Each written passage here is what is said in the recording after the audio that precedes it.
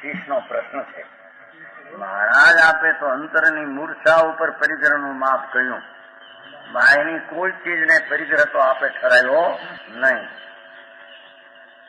તો મૂર્છા જ પરિગ્રહ હોય, નિશ્ચયથી બાય પરિગ્રહ કાંઈ પણ નહીં સિદ્ધ થાય. કઈ સ્ત્રી, કુટુંબ, શરીર, પૈસા, આબરૂ, મકાની પરિગ્રહ સિદ્ધ જ નહીં થાય. તમે તો મૂર્છાને પરિગ્રહ સિદ્ધ કર્યો, સમજાણું કાંઈ? તો બાયની વસ્તુ સાબિત નહીં થાય. તો એમ નથી, એનો ઉત્તર વકે છે. અડધામાં પ્રશ્ન છે ને અડધામાં ઉત્તર છે.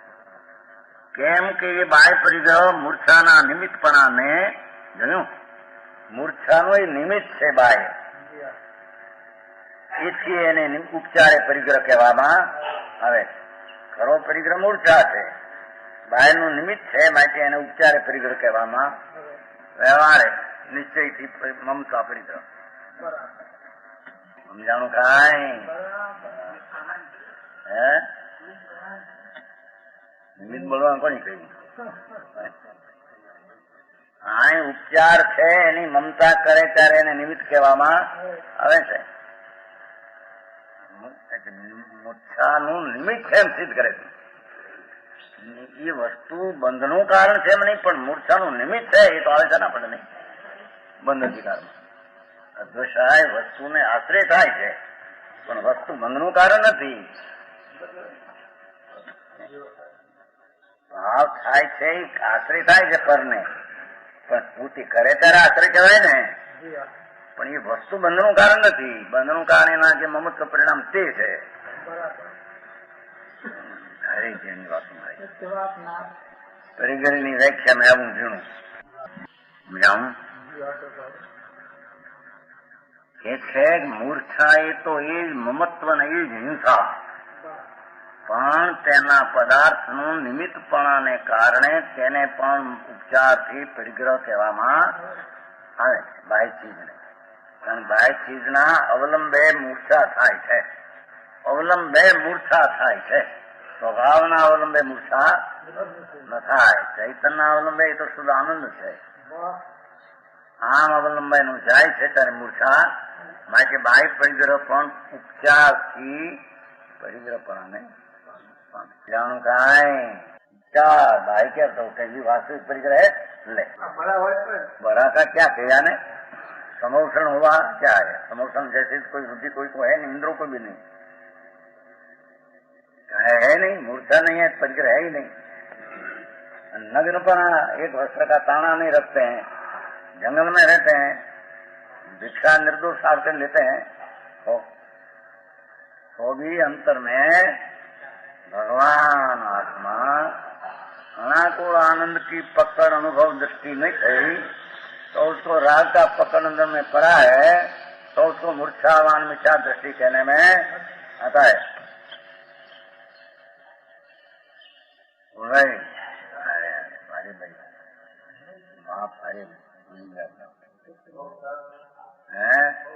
सीधी बात है मैं कहीं फेरफार है नहीं न्याय की लॉजिक युक्ति थी न्याय की बात कहवाय है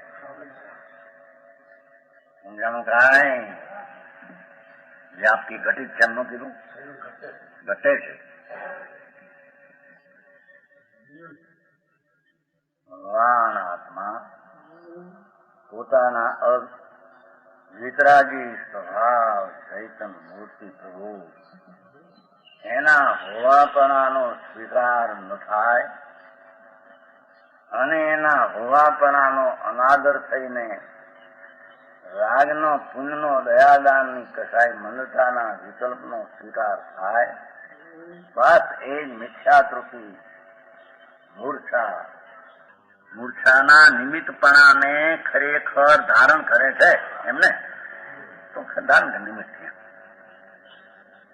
ટીકા પ્રશ્ન જો અડધીમાં પ્રશ્ન અડધમાં ઉત્તર ખલુ યદિ એવં ભવતી તદા બહિરંગ કોપી પરિગ્રહ ન સાત મહારાજ આપે તો મૂર્છાને જ પરિગ્રહ કયો તો બાયના પરિગ્રહનો અહીં કોઈ પ્રશ્ન કરે જો નિશ્ચયથી મૂર્છાનું નામ પરિગ્રહ છે તો પછી ધંધાનાદી બાહ્ય વસ્તુ પરિગ્રહ ન થઈ એને પરિગ્રહ શા માટે કહો છો ગુરુ ઉત્તર આપે છે ય સૌ બહિરંગ નિતરામ મૂર્છા નિમિત્તસ્વમ ધતે. આ બાહ્ય ધનધાનાદી તો અત્યંતપણે પરિગ્રહ છે એ નિતરામનો કર્યો, અતિશય કર્યો, અત્યંતપણે કહ્યો, ઓલામાં સદાપણે. બાહ્ય વસ્તુ જ મૂર્છાનું કારણ છે. બાહ્ય વસ્તુ છે એમાં મૂર્છા કરે છે તેને કારણ કહેવાય છે. કઈ મૂર્છાનું કારણ કે આ દ્રવ્ય નથી. સમજાણું કાંઈ? બાહ્ય ધનાદાની અંચતપણે પરિગ્રહ છે. કેમ કે બાહ્ય વસ્તુ જ મૂર્છાનું કારણ છે. બાહ્ય પદાર્થ જાય મમતાનું નિમિત્ત છે. ભગવાન આત્મામાં મમતા નથી અને આ મમતા આત્માના અવલંબે થતી નથી. એ મમતા પરના લક્ષ્ય થાય માટે મમતાનું આલમન પર છે. માટે પર વસ્તુને વ્યવહારે પરિગ્રહ કહેવામાં આવે છે. નીચેથી પરિગ્રહ મૂર્છા. સમજાણું કાંઈ? ભારત વિતરાગ નો સમજો ભાઈ, આખો આખરો સમજાણું.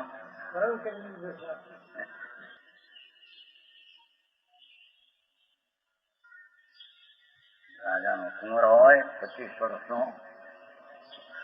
રોડો મનુષ્યમાં સંહારમાં હાથીને હુદે હજારો બાણ તોડતો હોય, નાખતો હોય, છતાં સમ્યક દ્રષ્ટિ હોય તો એને મિથ્યાત્વની મૂર્છા નથી.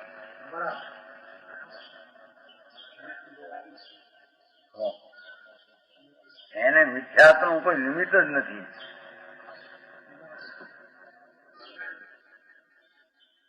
અને જેટલી અસ્થિરતાનો ભાગ છે એટલો પરિગ્રહ ને એટલો પાપ હિંસા છે. સમ્યક દ્રષ્ટિને પણ ભગવાન આત્મા તદ્દન રાગ વિનાની ચીજ એને જેને અનુભવમાં દ્રષ્ટિમાં લીધી, એવો રાજકુમાર હોય, 96,000 સ્ત્રી હોય ને 96 કરોડ પાયદળ ની અંદરમાં ઘૂમતો હોય લડાઈમાં, છતાં એને મિથ્યાત્વની મૂર્છા નથી. અને બાહ્ય પરિગ્રહ નો ચાણો નથી. અને નગ્ન મુનિ છે એને મિથ્યાત્વનો પરિગ્રહ અંદર અનંતો પડ્યો છે. સમજાણું કાંઈ? કે રાગની ક્રિયા, વિકલ્પની ક્રિયા, મેલની ક્રિયા છે એને નિર્મળ સાથે એકત્વ બુદ્ધિમાં માને છે કે મિથ્યા દ્રષ્ટિની મૂર્છા આત્માની હિંસા છે. સમજાણું કાંઈ? પરિગ્રહનું લક્ષણ તો મૂર્છા જ છે, પણ બાહ્ય ધનદાનાદી વસ્તુ મૂર્છા ઉપજાવવાના નિમિત્ત કારણ છે. નાથી તેને પણ પરિગ્રહ કહેવાય. જો આ નિમિત્ત વાળા થાપે, જો એને લઈને થાય છે કે એમ ક્યાં પ્રશ્ન છે એને લઈને થાય કરે છે ત્યારે એને નિમિત્ત કહેવામાં એમ વાત છે. એનાથી પણ મમતા થાય છે એમ નથી. તેનાથી થાય બધાને હરખી થવી જોઈએ. ચક્રવર્તીનું રાજ ને મમતા થોડી, નગ્ન પણ મમતા ઘણી. બાયના પ્રમાણમાં હોય તો બાય પ્રમાણમાં મમતાનું માપ આપવું જોઈએ. એમ તો છે નહીં. આગળ કહેશે દાખલો આપશે મીંદડીને હરણનો. મીંદડી ખાય છે માંસ ને, હરણ ખાય છે ઘાસ ને. હરણ ખાય છે હરણના બચ્ચા, ખાય કાચા ઘાસ ને, અને મીંદડી ખાય ઉંદર ને. બે ખાય છે તો ક્રિયા મમતાના બોજામાં ફેર છે. ઉંદર ને ખાનારની મમતા તીવ્ર છે. હરણનું બચ્ચું બચારો કાચું ઘાસ ખાય છે. બેની મમતામાં ફેરફાર છે. દાખવાતીને આગળ આપશે. પકડ પકડ મેં ફેર હે મારી છોડીઓ કહેતી બોટાદમાં, બધા વર્ષ પહેલાની વાત છે. પકડ શીખવાડ્યું એને એના દાદા બાપને. પકડ પકડ મેં ફેરે પેલું ભૂલી જાય આપણે. ઉંદર એમ કે મીંદડી ઉંદર ને પકડ્યા અને પોતાના બચ્ચાને પકડે. એક ઘરથી બીજા લઈ જાય છે ને જયારે બચ્ચાને પકડે મોઢામાં, ઉંદર ને પકડે. પકડ પકડમાં ફેર છે. ઉંદર ને પકડે આમ નોખરિયા મારીને પકડે, બચ્ચાને પકડે તો બે દાંત વચ્ચે પોલું રાખીને પકડે. સમજાયો સમજે નહીં, કરે કાંઈ નું કાંઈ. આને સળગાવો કહ્યું, ખાને સળગાય. તમે કહ્યું તો સળગાયું, નાખ્યું ભડકામાં. પણ સળગાવો કહ્યું ને, દીવો કરવાનું કહ્યું, ભડકામાં નાખવાનું કહ્યું તો તમે શું કહ્યું હતું? આને સળગાવવાનું કહ્યું તો મને સળગાવો કહ્યું તો કે આવા ને આવા કે ભડથોલ બડથોલ જેવા છે કે એ થોડી ખેતી છે એમ પોત ભાઈ હતા. સમજાયા સમજે નહીં, કરે કાંઈ નું કાંઈ.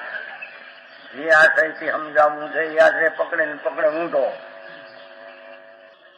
અહીં કહે છે મૂર્છામાં એ ચીજ નિમિત્ત છે, પણ એને શી મૂર્છા થઈ જાય એમ નથી પાછું. કાંઈ કહે જ્યાં ઓલો નિમિત્ત વાત કર્યો ને એમાં ઉપજાવા ને નિમિત્ત કારણ છે. ત્યાં વગે જો એનાથી મમતા થઈ, એનાથી થતી નથી પરગ્રહથી. સાંભળ નહીં તો મમતા કરે ત્યારે સામે નિમિત્ત કહેવામાં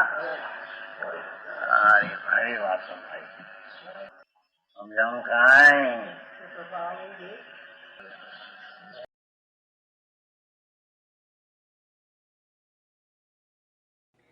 તથાપિ કહાનવાણીના અંકાયે મૂલ્યના કદી.